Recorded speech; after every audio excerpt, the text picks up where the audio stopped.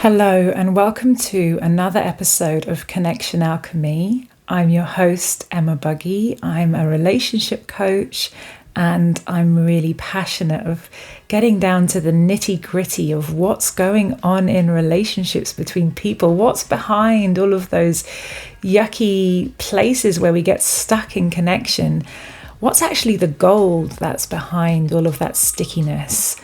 And can we transform those moments of stuckness into an opportunity for deeper connection, intimacy, and understanding of one another? So today I'm excited to talk to you about a concept that's kind of been churning around in my own mind recently, a concept that comes up very often in my trainings and in fact is in the name of what I offer, what I facilitate as workshops. So my workshop is called Compassionate and Authentic Relating. And the reason that it has those two words in there is because for me, the essence, the core of true trust, intimacy, and security in relationality between people comes when we can find a balance between compassion and authenticity. So you might be thinking, hang on a second, Emma, that's a bit abstract. What are you talking about here? So if you and your partner or your friends or people that are close to you, this is also applicable in work dynamics as well, any human relating dynamic. But let's look at romantic relationships because I think that's where it can be very potent and easy to recognize. So if you and your partner find yourselves in a dynamic where you're in a communication loop or spiral, you keep looping around the same topics again and again, or you're not bringing things up, you're kind of like skirting around topics and it's creating this distance between you. It could be that you're in this relational imbalance, right? It's kind of like a communication imbalance where I like to use the symbol of yin and yang as a way to describe what's happening in the imbalance. So if we were in an imbalance where there's more yang than yin energy, so yang in the symbol is like the energy of power, it's like strength, it's coming outwards. That's kind of how I see it. It has like a kind of, it stands for dignity and it stands for strength.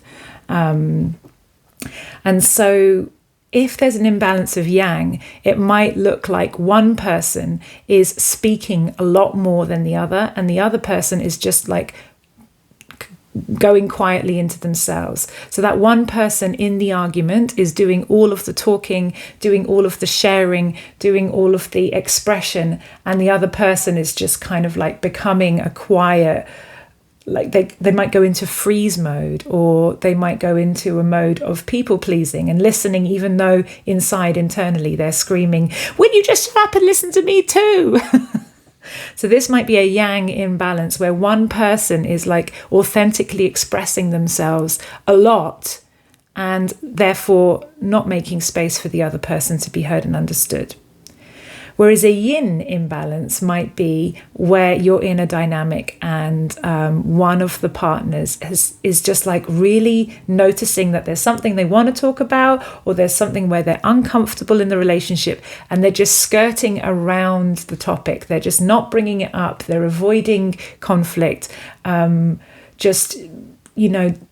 on eggshells, like walking on eggshells in order to not create a response of anger or frustration or hurt in the other person, because there's a fear that my reality, my truth, my expression is going to be impactful on you, and that impact is dangerous for me to receive, because ultimately I'm afraid of the perceived rejection. I'm afraid of feeling rejected by your anger and fear or your response. So therefore I'm going to keep quiet and I'm going to skirt around it. I'm going to walk on eggshells. I'm not going to say anything.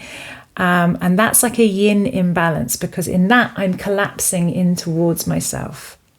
But I know that this concept is spoken about in authentic relating in some ways as well, and in nonviolent communication.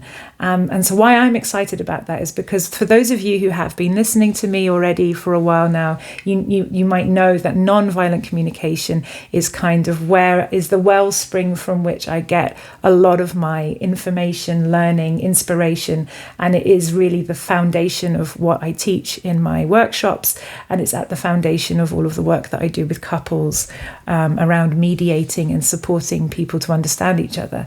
Whereas authentic relating is an area that is kind of newer to me, and I'm still exploring in my own way my journey around understanding the methodology. But it feels very familiar because authenticity is a key principle within nonviolent communication. And for me, it's always been this question of how do I hold both compassion and authenticity as equally important in a relationship, in communication? Because I know that when I lean heavily into compassion to a point of which I start to lose myself, and I'm going to slow down here because it happens to me. It can happen to me very easily in a conversation where another person is speaking and I'm lost in my curiosity about them and their experience because I'm trained in compassion. And so I can easily get lost in listening to them and their experience, their story, to the point that actually a cloud starts to form inside of me. And this sense of Emma gets lost in that cloud. The sense of self and what I want in this communication, or my voice being heard, or something that's important for me, starts to get lost in this kind of cloud, this cloud of compassion-focused attention. And I need to be very aware of when I'm doing that, because when I'm doing that, I'm actually no longer in compassion. I'm no longer actually listening with compassion, and I'm starting to listen out of a place of people-pleasing or maybe fear of bringing my truth, which is lost in that cloud. And so for me, my practice is to really notice, when is the cloud there? Because that's a moment for me to name that I actually need a moment to self-connect so that I can then see what authenticity needs to be expressed from that moment onwards, or from that cloudiness within me. On the other hand, I know of myself in the past that, and definitely it lives alongside me, alongside the cloud, is a part of me that can really easily go into lots of self-expression, lots of openness and sharing, and a wish to be seen and heard and understood by the other person, to the point where I might forget my sense of them, the other, and how are they. And it's similar to the last podcast episode that I made about how is it to be me, how is it to be you. There's a meditation that I lead us through there, and a journaling exercise that you can follow, which is all about, how to stay in this relational space of there's two of us here, and how can we stay curious about my experience, your experience, my experience, your experience, whilst following the true flow of life, rather than doing that from a place of I should be curious about you, and I should be curious about myself. So if you're interested in that, then I recommend hopping over to that episode after this one and following the meditation. But where was I? I notice right now in this moment that I've lost my thread of what I was saying. And this is a moment where I'm practicing actually slowing down and noticing what's happening in my body whilst I record the podcast, because I can almost see that what I was talking about there is happening in this moment.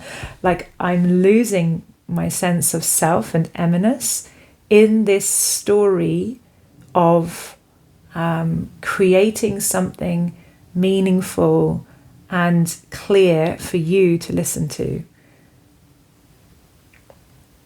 And if I can catch that part of me, then I can come closer to what now feels true for me to express.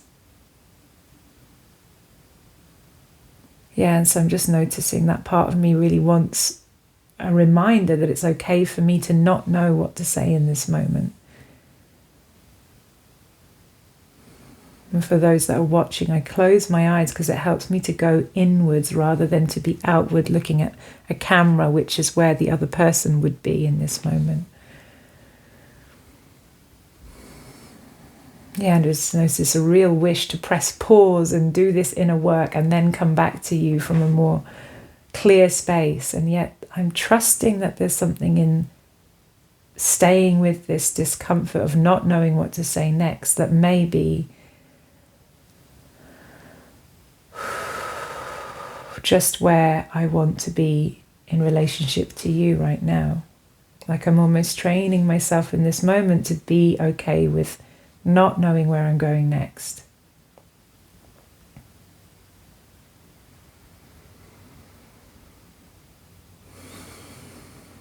Yeah, and I just notice when I allow myself to do that, I'm just really, really brought back, reminded of this concept again, that like when I become very focused on the other or the outside or on myself and my experience, it's very often a sign to me that I'm moving into the territory of that imbalance of the yin and yang. And I'm aware that I haven't finished explaining another point from earlier on, and I'm just going to let go of that, hoping that whatever else I'm going to say that is unplanned will help to bring some clarity. And if it doesn't, then I'm allowing myself to be human and imperfect in that. So what I'm connecting with now is this sense of, again, wanting to clarify a bit more of my understanding of what happens when I'm too much in one of those energies or not enough in the other. I don't like using the word too much or not enough because already it creates a sense of how we should be in each moment. And rather what I want to invite myself into is more like a boat that's rocking between these different energies of the yin and the yang, and noticing when the wave of yang is becoming like larger than what feels balanced to keep the boat afloat. You know, like it could almost tip that boat over and sink it. And equally the same with the yin energy, that like when is the yin becoming so overpowering that the boat just starts to sink into the water and drown. And I really love that as an image of the yin and the yang, because it's like the wave is overpowering and crashing. So that authentic self-expression, when is it breaking the wave and causing the boat to crash? And when is that yin, that kind of like receptiveness and holding space that compassion holds, becoming a collapsing and drowning sort of energy where the self is lost? And how both of them are equally damaging to the relationship, because both of those, when I'm overly in that yin space, that collapsing inward space, trust is lost in the relationship. The other person, in my experience, I lose trust in someone when they collapse within the relation. I don't trust that they will tell me if something I'm doing is not working for them. And therefore, I will continue to do things that piss them off without ever knowing. And that's adding resentment to our relationship. It's going to eventually end in us having a huge fight when I didn't even have the opportunity to realize or know what it is that I'm doing which isn't working for them. So that breaks down trust, because if I can't trust you to come to me or to tell me when something's not okay for you, or to tell me what your boundaries are, or to tell me what your needs are, then I'm left in this unknown area of like, I don't really know you. I don't really know what's important for you. And also I experience that you're not trusting me to be able to care for my own reactivity. And maybe you don't trust me because maybe my reactivity has been pretty crap in the past. And maybe I've been really like I've just shown you time and time and again that your honesty is not welcome and that I'm not a safe space. So there's that dynamic that's to be taken into account. And still, there's a responsibility on both sides of that equation. You know, it is your responsibility to let me know what your boundaries are and to say no to me and to tell me when things are bothering you and to ask for what you need. I can't hold that responsibility for you. And it's my responsibility to care for my reactivity and my reactions and the way that I hear your requests or your disgruntlements and all of that. And maybe that's almost like another entire episode to care for that. Where is the responsibility mine? When is it yours? But yes, that's just to really say that the yin energy can be equally destructive to trust in a relationship as the yang energy. And maybe the yang energy breaking trust is an easier one to kind of imagine, because if somebody is doing all of the talking or all of the expression and going into authentic expression so much, then it breaks trust in, yes, you're being authentic, you're being true, you're asking for what you need, but is there space for the other person's experience in that? Is there compassion for the other person's experience in that? Is there a sense of me and you in all of that? And I'm worried that we're painting authenticity as this kind of like messy, vitriolic blurting or throwing up on of the other person, because that's not what I mean. That's not how I understand true authenticity to be. That is what I would judge to be unintegrated self-expression, unintegrated, unaware self-expression, which is fine, because even in that there is something, there is an honesty that wants to come through. But the honesty I'm talking about, the authenticity I'm talking about, is more from an integrated place where it's like naming my vulnerabilities, naming what's going on inside of me when I hear you, naming what's important for me in the relationship, being honest about the places where I'm not happy, being honest about what it is that I want in a relationship, even if I'm afraid that you don't want the same thing as I do. So that's the authenticity. And when that's overpowered and there isn't compassion also within that authenticity, the other person might receive the message that their needs don't matter, that their experience doesn't matter to me. So I want to take a pause there, because I noticed myself getting very excited in this concept and now wanting to also look at the other side, like the beauty of the compassion and the authenticity and why we need each of them in the relationship. Because without that authenticity, like we said, how can we be in reality together? How can we make a relationship more wonderful? How can we actually move towards life? There's a huge element of stuckness, aloneness, separation that happens when authenticity is not present. So it's so important. And that also builds trust. When you tell me what's true for you, when you're honest with me about what you need, I can trust you more. And the same thing goes for that compassion. When I know that you are there for me and willing to see me in my humanity, that you're not expecting me to be a certain way in order to meet your needs, that there's curiosity in you around my experience, that you care about how I feel and what I'm going through, and that there is an interest in you to see things from my perspective, that really builds trust too.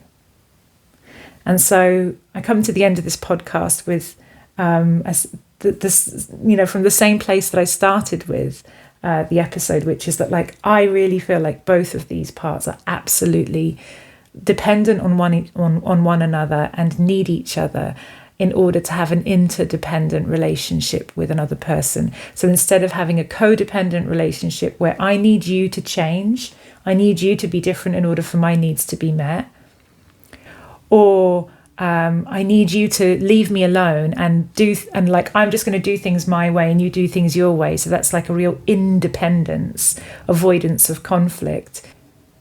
Where codependence happens is where there's an imbalance in relationship, and where imbalance happens for me in this example is where there isn't a caring of both authenticity and compassion. So I'd love to leave you with a journaling prompt or a question that you might want to ask yourself as we end this episode, to support you to bring more balance into your relationships. And that is to choose a relationship right now that comes to your mind, that you're in, or that you were in, and where you want to bring that maybe there's something uncomfortable going on, or there's something that you kind of want to bring a bit more of this sense of interdependent balance into the dynamic. And just ask yourself, where am I more in my yang energy than I like to be in this connection? When am I expressing more of myself and forgetting to bring in a sense of the other? And conversely, where am I more in my yin energy than I would like to be? Where do I start losing myself in that yin energy? Where are the places where I perhaps forget to bring more of me into the connection? Yeah, so where am I more in my yang energy than I would like to be and losing a sense of the other? And where am I more in my yin energy than is serving for the relationship and losing my sense of self? So just leaving you with those questions. I hope you find them supportive. And if you found this helpful, then I really want to invite you to first follow this podcast episode. That really helps it to get out to more people. Share it with people in your community so that we can get out there to more people. And that just makes it more joyful for me to make. Because the more people who hear this, then the more this kind of work can get sent out there into the world. And I have a workshop coming up in a few weeks' time from the 5th of June. For those of you specifically who might have been waiting for an online version of Compassionate and Authentic Relating Level 1 Nonviolent Communication. It's a 6-week workshop. We're meeting online on Wednesday evenings from 7 till 9:30 British summertime. And we will be diving into all of those topics that I just discussed around interdependence, balance, authenticity, compassion, how to bring yourself fully into relationship while staying connected to the other person. So have a look at the link below, share, like, follow, all of those lovely things, and we'll see you again soon for another episode of Connection Alchemy.